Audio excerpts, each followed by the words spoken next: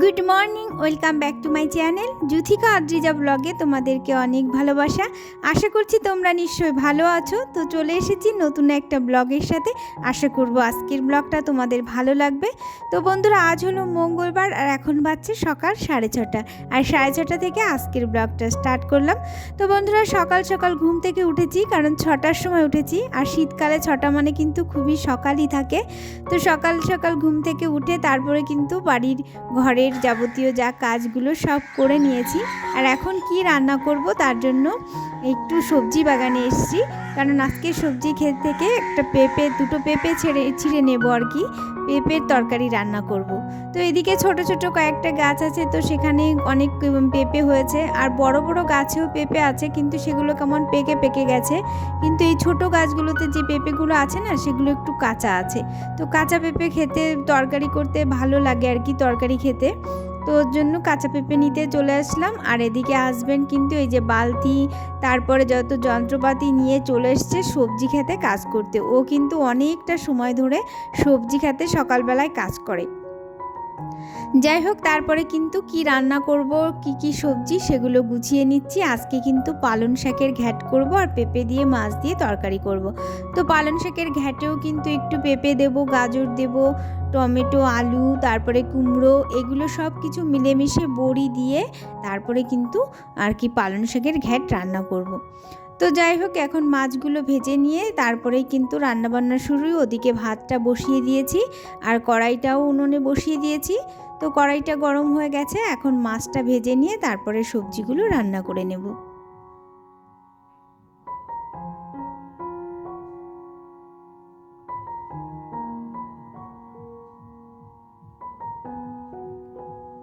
তো বন্ধুরা, তোমরা যদি আমার এই পর্যন্ত ব্লগটা যারা দেখছো, তোমাদের যদি আমার ব্লগের কোথাও ভালো লাগে, তাহলে কিন্তু অবশ্যই আমাকে কমেন্ট করে জানিও।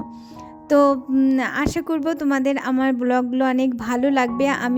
তোমরা যদি কমেন্ট করে বলো যে ব্লগগুলো কেমন হচ্ছে, তাহলে কিন্তু আমি ভুল ত্রুটিগুলোও বুঝতে পারবো, আর আমার ভালো জায়গাগুলোও বুঝতে পারবো যে কোথায় তোমাদের ভালো লাগছে। সেরকম ভালো লাগার কিছু জিনিস তুলে ধরবো, আর যেগুলো খারাপ লাগছে সেগুলো আর কি অ্যাভয়েড করব। তো বন্ধুরা, অবশ্যই তোমরা কিন্তু কমেন্ট করে জানিও। তো যাই হোক, তারপরে পেঁপের তরকারিটা রান্না করে নিলাম। আর এদিকে পালং শাকের ঘ্যাটটা দেখো, কড়াই পুরো ভরে গেছে শাকে, কিন্তু একটু রান্না করলেই কিন্তু সব আর কি একদম কড়াইয়ের নিচেই দেখো, কড়াইয়ের নিচে পড়ে গেছে। তো আমি এই পালং শাকের ঘ্যাটটা না একদম জল দেব না, এটা এরকম ঢেকে ঢেকেই এই শাক থেকে যেটুকু জল বেরিয়েছে এইটুকু জলেই রান্না করব, তাহলে কিন্তু খেতে বেশি টেস্ট হয়। আর পালং শাকের এরকম ঘ্যাটে না সামান্য চিনি দিয়ে দিই আমি, কারণ আমার এরকম ঘ্যাট একটু মিষ্টি মিষ্টি খেতেই বেশি ভালো লাগে। ভাত কিন্তু রান্না হয়ে গেছে, আর এদিকে এই যে 1 গামলা জলও বসিয়ে দিয়েছি, কারণ একটু গরম জল করব। কিছু জামা কাপড় আছে যেগুলো গরম জলে দেওয়ার জন্য।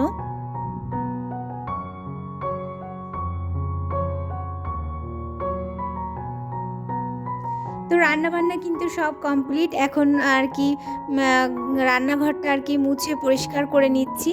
তো পরিষ্কার করে নিয়ে এই দেখো, হাজব্যান্ডের জন্য খাবার, স্কুলের খাবার রেডি করছি। আর এখন খাবে সেটাও মেয়ে আর হাজব্যান্ডের জন্য রেডি করে দিচ্ছি, কারণ এখন খাওয়া দাওয়া করে টিফিনটা নিয়ে কিন্তু স্কুলে যাবে।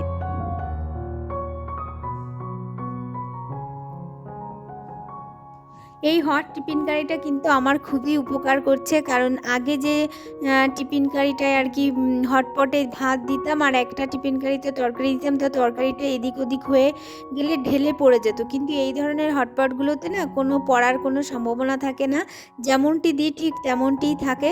তো এই ধরনের হটপট যারা টিফিন নিয়ে যায় তাদের ক্ষেত্রে কিন্তু খুবই আর কি উপকার হয় এরকম হট টিফিন কারি ব্যবহার করলে। তো যাই হোক, তারপরে এই যে শীত পড়ে গেছে, তো শীত পড়ে গেলেই কিন্তু আমাদের বাড়িতে এরকম আমাদের ঘরের সামনে এখানে রোদে বসেই খাওয়া দাওয়া করে, কারণ স্নান করে আসি একটু শীত শীত করে, আর রোদে বসে খেতে কিন্তু খুবই মজা লাগে শীতের দিনে। যাই হোক, খাওয়া দাওয়া করে ওদিকে মেয়ে হাজব্যান্ড স্কুলে চলে গেল, আর এই যে আমি তারপরে কিন্তু এই যে সেদিন যে বিছানার চাদর কভার সবগুলো পাল্টেছিলাম সেগুলোই কিন্তু গরম জলে একটু দিয়েছি, কারণ একটু তেল শিশিতে নোংরা হয়েছে তো একটু গরম জলে দিলেই বেশি পরিষ্কার হয়। আর দেখো চাদর আর কভারগুলো কত সুন্দর পরিষ্কার হয়েছে।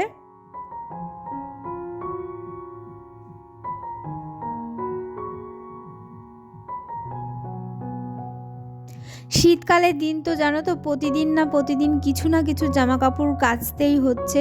তো কাচাকাচি কিন্তু এখন আমার নিত্যদিনের সঙ্গী হয়ে গেছে। শীতকালে অন্তত একদিনও বাদ যাচ্ছে না যে আমি কাচাকাচি করছি না।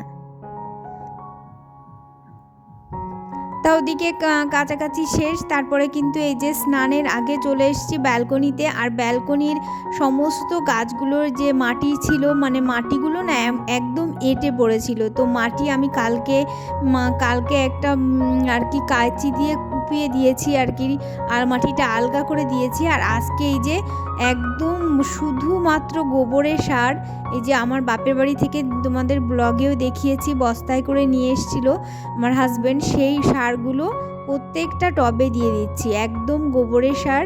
এই সারটাই আমি কিন্তু গোবরের সার আর মাটি আর আছে চায়ের যে আর কি ইয়েটা হয় ওই ছাবা আর কি বলতে পারো, কি বলে, তো ওগুলো আর কিন্তু একটু ছাই দিয়ে টবের মাটিটা তৈরি করে আর এখন কিন্তু পিওর গোবরের সার দিয়ে দিলাম। আর এদিকে দেখো ওদিকে কিন্তু গোবরের সার দিয়ে এসছে। আর এইদিকে এই যে ব্যালকনির যে স্টিলটা, এটাতেও দেখছি প্রচুর নোংরা ধুলো পড়ে গেছে। এটা কিন্তু রোজ মুছলে ভালো হয়, কিন্তু আমি তো আর রোজ মুছতে পারি না, কারণ রোজ মোছা সম্ভব নয়, প্রচুর কাজ থাকে, মানে সংসারে প্রচুর কাজ, যে জন্য এই কাজটা আমি প্রতিদিন করার মতো সময় পাই না আর এনার্জিও থাকে না, যার জন্য আমি 3-4 দিন পর পর কিন্তু এই স্টিলগুলো মুছে ফেলি। আবার এমনও দিন হয়ে যায় যে এক সপ্তাহ হয়ে যায় তাও আমি মুছতে পারি না। আর এই যে টব 3টে নিয়ে আসলাম, এগুলোতে কিন্তু আমি নতুন গাছ লাগিয়েছি, মানে এগুলো নিচেই ছিল, ফুল ফুটে গেছিলো, তার নিচে এত ঘন ঘন লাগছিল, যার জন্য নিচ থেকে তুলে এই ছোট ছোট টবগুলোতে তুলে নিয়েছি। আর এখানে রেখে দেখো কতটা সুন্দর লাগছে। এখানে এই ছোট ছোট টবগুলোই মানায়, কারণ এখানে যে বর্ডারটা করা আছে এখানে অল্প জায়গা, যার জন্য ছোট ছোট টবগুলোই এখানে বেশি সুন্দর লাগছে। আর বড় ব্যালকনিতে তো বড় টবগুলো রেখেছি। তারপরে কিন্তু স্নান করে নিয়েছি। স্নান করার পর এই যে রোদে বসে সেদিন যে উনুনটা বানিয়েছিলাম, সেটা কিন্তু তখন মাটিটা এত নরম ছিল যে উনুনটা চারিদিক থেকে ভেঙে ভেঙে মানে নরম হয়ে ঢলে পড়ছিল, যার জন্য আমি উনুনটা ঠিকভাবে বানাতে পারছিলাম না। তো সেভাবেই রোদে দিয়ে রেখেছিলাম কোনো মতে।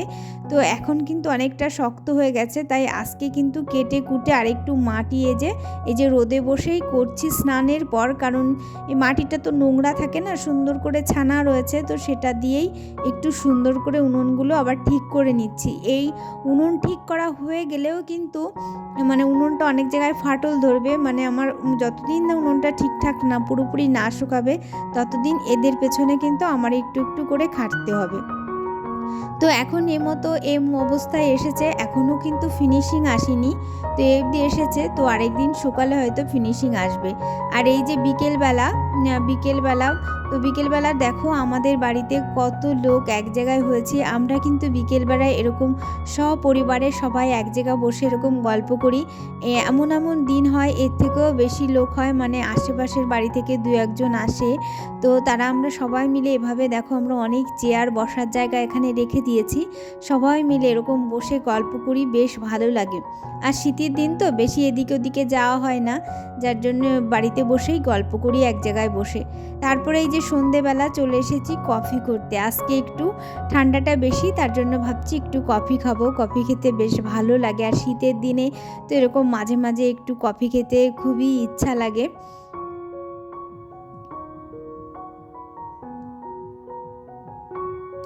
তো কফিটা রেডি হয়ে গেল, এবার কিন্তু বাবা মাকে দেবো। তো বাবা মাকে যখন কফি দেব, বাবা কিন্তু কফি খুবই ভালো খায়, কিন্তু মা তেমন একটা খায় না, কিন্তু দিলে বাবা খুশি হবে, তার সঙ্গে সঙ্গে মাও খুশি হবে। কিন্তু মা খাওয়ার সময় বলবে ভালো লাগছে না, গন্ধটা কেমন, এরকম। তো খেয়ে নেবে, কিন্তু উনি তেমন একটা পছন্দ করে না, কিন্তু খায়। তো আগে বাবা মাকে দিয়ে তারপরে আমরা ঢেলে খাবো, নাহলে আবার সবগুলো একসঙ্গে ঢেলে রাখলে কফি কিন্তু খুব তাড়াতাড়ি ঠান্ডা হয়ে যায়। তো দেখো মা কতটা খুশি দেখাচ্ছে, কিন্তু খেতে গিয়ে কিন্তু বলবে কেমন গন্ধ কেমন গন্ধ।